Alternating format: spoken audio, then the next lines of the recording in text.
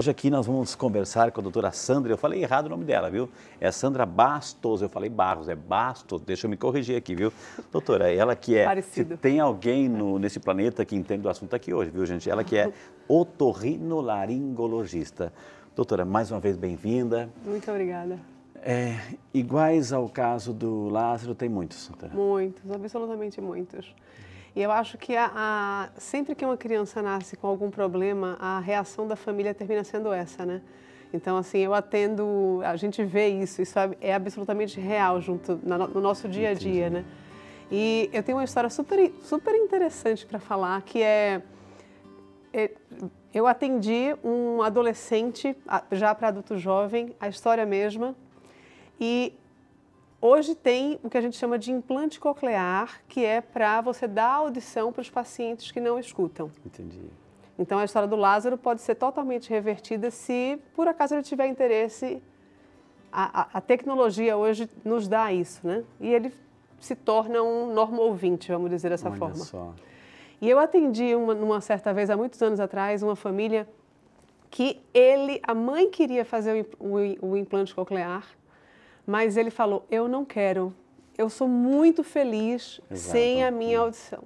Eu não preciso. A gente percebe no rostinho do Lázaro, assim, a emoção, a felicidade, né? Entendeu? Então é muito complicado, mas ao mesmo tempo a gente pode transformar isso numa coisa que não é tão complexa assim como esse rapaz fez, né? E o Lázaro talvez viva dessa mesma forma, né? Com a felicidade, como a irmã dele comentou, né? De que ele pode... Desculpa, ele tem uma vida normal, ele tem os sonhos, tem as vontades, Exato. ele tem os desejos, né? Ele tem os sentimentos, tem tudo, ele simplesmente não escuta. Ok.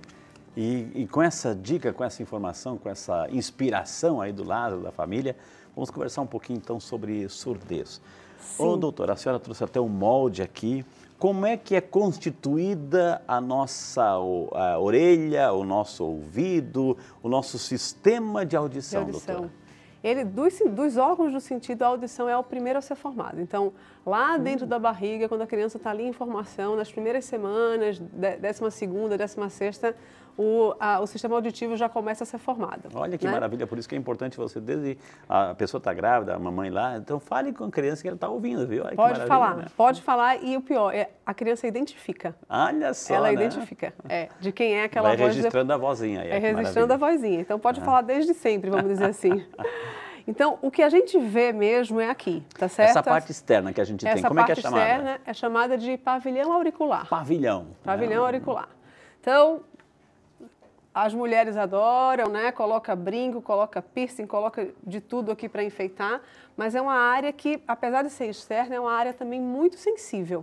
Certo? Então, é formada de cartilagem? De cartilagem. E porque é formada de cartilagem, ela é mais frágil. Entendi. Vamos dizer dessa forma. Então, é só aquela pelezinha, né, que recobre e logo atrás da pele tem a cartilagem. Então... Eu queria aproveitar porque é muito comum hoje no Brasil estar se disseminando essa cultura, doutora, daquelas UFC, Ultimate Fight, MMA, lutas em Vale Tudo, enfim. Sim. E a gente vê cada pessoa com aquelas orelhas todas deformadas. Que é exatamente por isso, por conta da fragilidade que tem essa região da via auditiva. Então, ela não aguenta tanta agressividade assim. Porque daí ela não tem como recuperar, ela é só a cartilagem. É diferente de você ter músculo, né, de você ter gordura, né? Então, é a pele e a cartilagem. Então, se você tiver dano na cartilagem, a cartilagem ela não tem como ser revertida, então ela deforma. A pessoa que usa, né, ninguém está aqui para julgar nada, para condenar nada, mas assim, a pessoa que usa aqueles alargadores que vão aumentando as circunferências e aquelas argolas que ficam aqui, ou seja, amanhã depois o processo de reversão não existe. Não existe. A menos que seja com plástica, será que você tire, que você coloque prótese, né? Mas assim, uma vez deformado aquilo, desfeito a conformação natural, você não tem como reverter. Então é o pavilhão, mas vamos entrar no pavilhão agora. Entrar no pavilhão. Então, quando a gente começa a entrar aqui, então a gente chama de conduto auditivo externo, certo? E o que o paciente mais enfrenta aqui, vamos falar, de problema, é cera. Então ele pode acumular cerume e ficar com sensação de ouvido tampado. Entendi. Certo? A cera, a gente produz a cera. Eu tenho que limpar, eu tenho que tirar, porque muita gente, é comum nos banheiros, né, no espelhinho do banheiro, tem aquele potezinho de hastes flexíveis. Tem algum nome comercial? Sim. Então, de repente, a mamãe vai lá limpar o ouvidinho da criança. Eu posso usar isso? De preferência, não. Porque como a pessoa está usando e ela não sabe a profundidade que tem aqui do conduto, então, imagina que ela acha que está colocando aqui, mas quanto mais profundo você vai... Ela está empurrando? Você vai empurrando, se for o caso da cera, por exemplo, do cerume, né? Então, tem um cerume aqui, o que está na lateral, ela limpa, mas o que está na ponta da haste, ela empurra. E empurrar o que significa? Eu posso... Você vai acumulando com o tempo, como se estivesse, sabe, sedimentando, sei lá, algum material ali.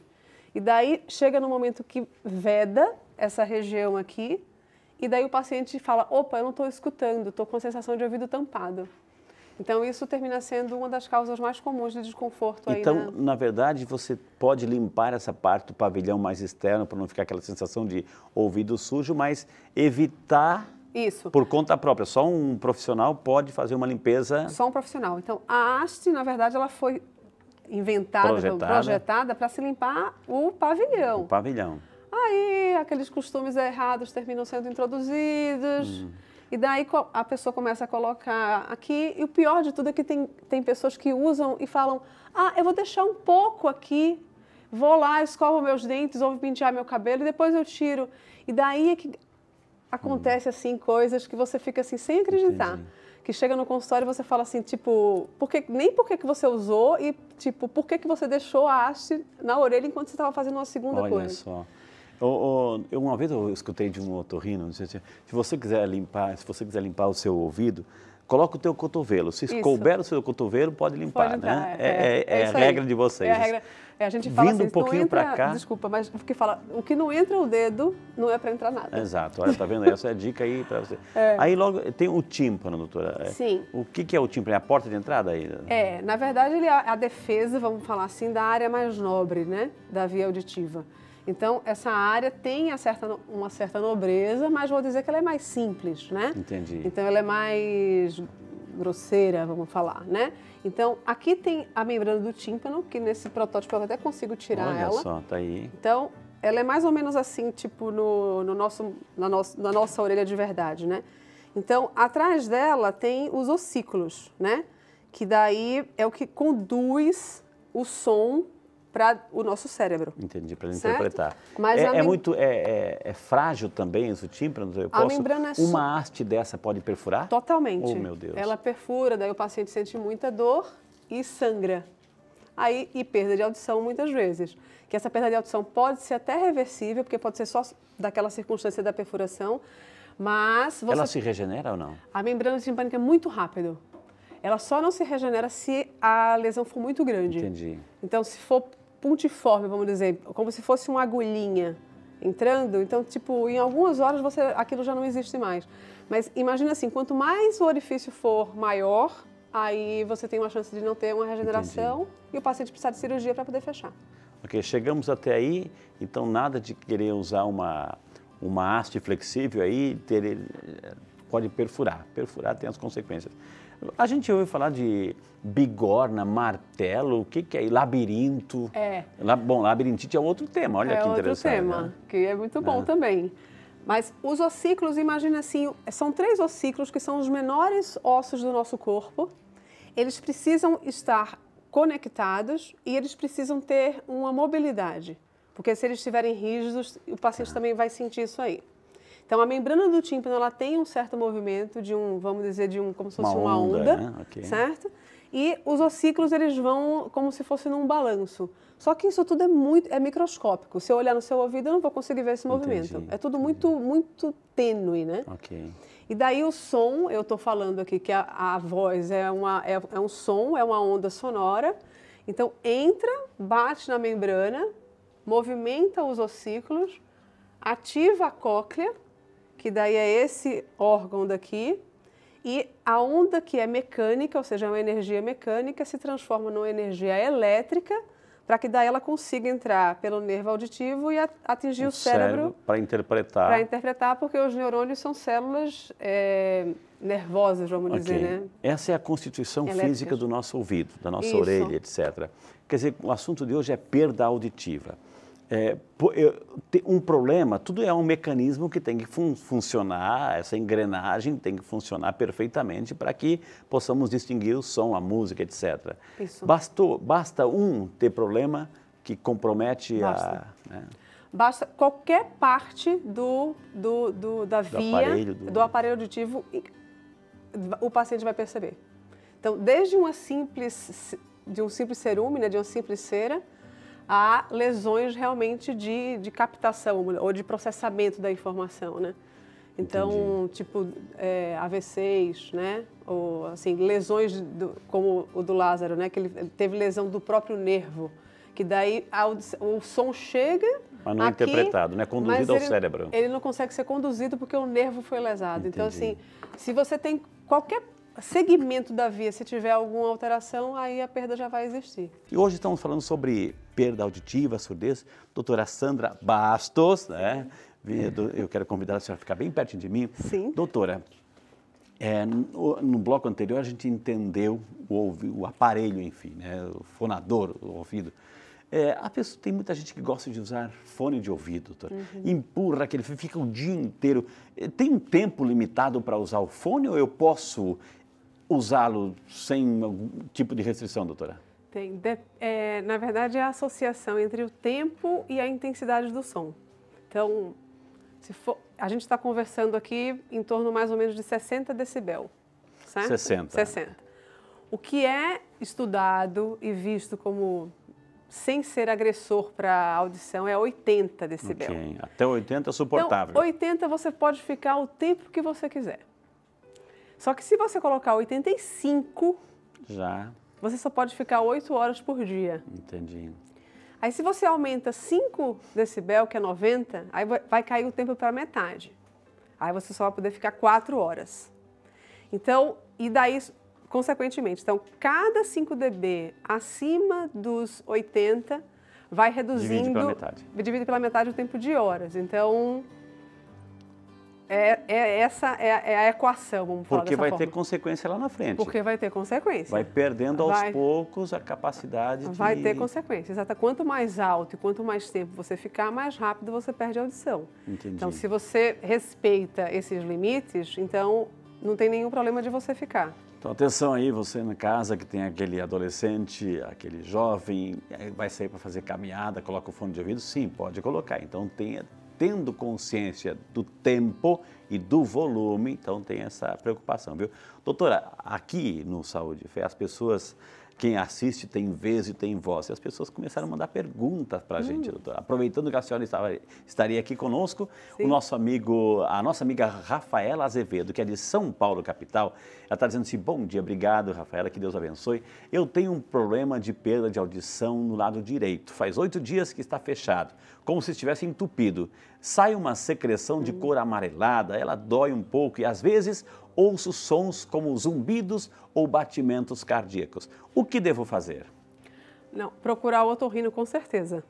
Então, se fosse só o entupido, foi aquilo que a gente conversou há pouco. Então, seria, sei lá, talvez um cerume. Tudo bom, né, Rafaela? Obrigada por sua mensagem.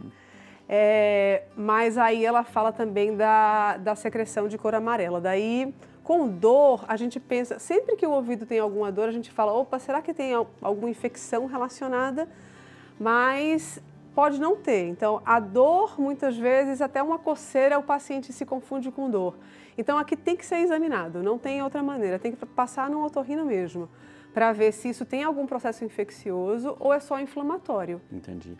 Ô, doutora Sandra, de repente, assim, aquela pessoa que tem a mania de chegar perto, dá aquele grito no ouvido, aquele impacto, ou, de repente, aquelas brincadeirinhas de mau gosto, enfim, aquele tapinha no ouvido, um bofetão no ouvido. Ou seja, eu estou pressionando o som para dentro. Isso pode também prejudicar? Pode, porque isso tudo é volume, né? Entendi. Então, assim, esse tapa, ele tem som. Claro, pelo amor de Deus, a agressão aqui jamais, viu? Pelo amor de Deus, né? Então, é esse som que ele pode não parecer, mas ele é alto, né? E é exatamente a intensidade sonora daquele trauma que faz com que o paciente perca a audição. A senhora já foi em Pernambuco? Sim, eu sou de Pernambuco. A senhora é de Pernambuco, então a conterrânea sua lá de Pernambuco é a Maria de Lourdes. Olha que assim a gente vai descobrindo. E a gente vai fazendo um passeio por esse nosso país, hein? Sim. A Maria de Lourdes, beijo, linda. Que Deus te abençoe, viu? Olá, tive um resfriado forte e infecção no ouvido. 3 dias depois comecei a ouvir um zumbido constante no ouvido infeccionado, que persiste e tem 4 dias. Ainda estou tomando antibiótico e um outro medicamento indicado pelo otorrino. Quais as chances desse zumbido sumir quando acabar? Né? A nossa amiga Maria de Lourdes, sua conterrânea. Minha conterrânea. Eu nem respondi a da Rafaela também, que ela também perguntou em relação ao zumbido, mas aí eu já explico junto aqui com a da Maria de Lourdes, que é minha conterrânea. Então, ele pode, porque o zumbido assim, é uma atividade central, que o paciente percebe e se incomoda com ele por conta de uma perda de audição. Essa infecção pode ser a causa, né, que normalmente o zumbido, a principal causa, termina sendo a perda de audição, e daí as duas coisas podem acontecer. Eu vou dizer que mais ou menos na mesma proporção. Entendi. Então ela simplesmente pode resolver a infecção e o zumbido simplesmente desaparecer. Mas ele também pode ficar. Então, tudo vai depender do conjunto, não só da causa, que é da infecção especificamente, mas de toda essa dinâmica de funcionamento central que está na Maria de Lourdes. Hoje a gente sabe que a tecnologia, graças a Deus, está avançando na sua área. Enfim, hoje muita gente usa aqueles aparelhinhos, doutora, assim.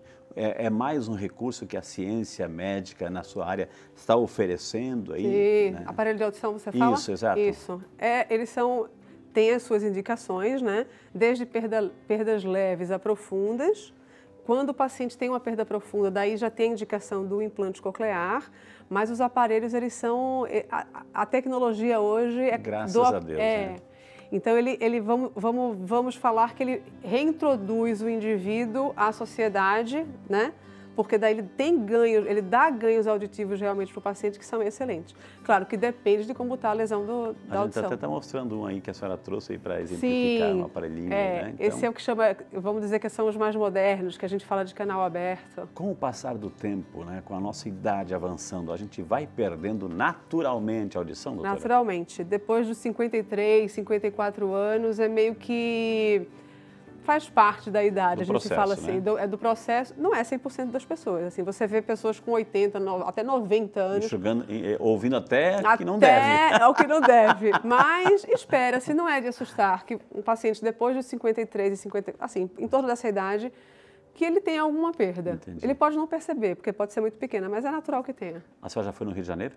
Já. A Fabiana de Souza, do Rio de Janeiro. Obrigado, Fabiana, pela participação, querida. Fui diagnosticada com otoesclerose, mas o médico acha que o estribo não está tão rígido e por isso não optou pela cirurgia de imediato. Pensei em utilizar aparelho, mas dado o alto custo estou com receio. Corre o risco de eu precisar usar aparelho auditivo mesmo após a realização da cirurgia? Nossa amiga Fabiana, doutora. Pode. Não é o comum, assim. A cirurgia da otoesclerose, que se chama estapedotomia, costuma ter resultados muito bons. Só que nem toda cirurgia ela vai dar certo, né? Então, o otorrino normalmente até orienta para o paciente exatamente isso. Use, Fabiana, o aparelho antes e deixar a cirurgia para o último caso. Entendi. Mesmo sendo uma cirurgia segura, ela tem risco. Só que quando o risco acontece, você perde totalmente a sua audição. Então, ainda é mais seguro, porque os aparelhos dão respostas excelentes. Se você não tem, assim, não se adaptou, ou, sei lá, ou você quer arriscar realmente fazer a cirurgia, mas dependendo da perda, a opção normalmente é até começar com o aparelho e deixar a cirurgia para uma segunda situação onde você efetivamente quer enfrentar o risco. Doutora, do procedimento, né? Por exemplo, assim, a pessoa que tem rinite, sinusite, gripe, resfriado, ou seja, doenças respiratórias, afeta também a audição? Afeta. Afeta porque é tudo interligado, né? Então, assim, é tudo... Imagina que o crânio é pequeno, vamos falar dessa forma, e o ouvido, ele se comunica com o nariz lá dentro. A gente não vê, mas lá dentro está se comunicando. Então, o paciente pode ter algum quadro nasal e sentir aqui uma sensação de ouvido tampado. Olha, já que a senhora falou sobre doenças respiratórias, é claro, quando a gente fala de ouvido, gente, aqui, labirintite, otite, tem tantas situações, assim, até cada partezinha do ouvido é um tema aqui do Saúde e Fé que a gente vai abordar, com a graça de Deus, aqui todo dia a gente vai trazer uma surpresa para você, viu? Já que a senhora falou sobre doenças respiratórias, se eu a convidasse para falar sobre doenças respiratórias, a senhora voltaria aqui? Com toda certeza. Ó, prometido, sim. Ela falou, tá registrado, tá gravado? Tá gravado, viu? Sim. Olha, eu queria imensamente agradecer, doutora, né? Tivemos o prazer de conversar com a doutora Sandra Bastos, né? Otorrinolaringologista. Quem quiser entrar em contato é 0 operadora 11 50 51 3853. Está na tela, ou 11 também, 95801 6560. Quem quiser entrar em contato, que vale a pena. Antes de me despedir da senhora, aliás, até breve, porque a senhora prometeu voltar, eu quero entregar, doutora, assim, a nossa revista aqui.